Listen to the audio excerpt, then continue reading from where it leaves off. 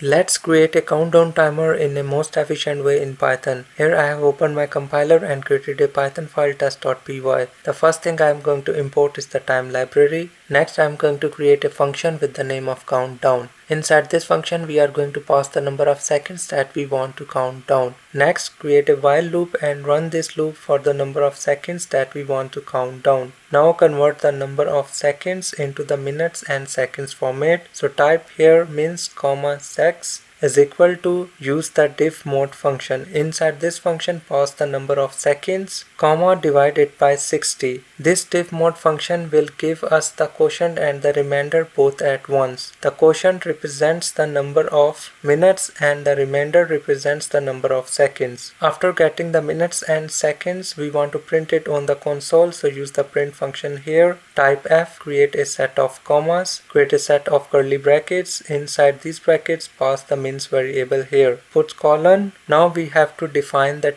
format in which we want to represent this mins variable. We want the padding of zeros, we want 2 characters, and these 2 characters should be of decimal integer type. Put colon here after minutes. Now we have to print the seconds, so copy the same format from the minutes and paste it here. Now replace this mins with the secs variable here. Now instead of printing the new time after each second passed on a new line, the best way is to print the new time after each second passed on the same line by replacing the old time. For this, use the end variable here. Put set of commas. Now use the slash and or the character. Now it will replace the old time with the new time after each second passed on the same line. Now we have to wait here for the 1 second. After this 1 second is passed, we have to subtract this 1 second from the total number of seconds. So put the seconds variable here. Now we have to subtract the 1 second from the total number of seconds after this second is passed. So after the countdown is over, we have to print here now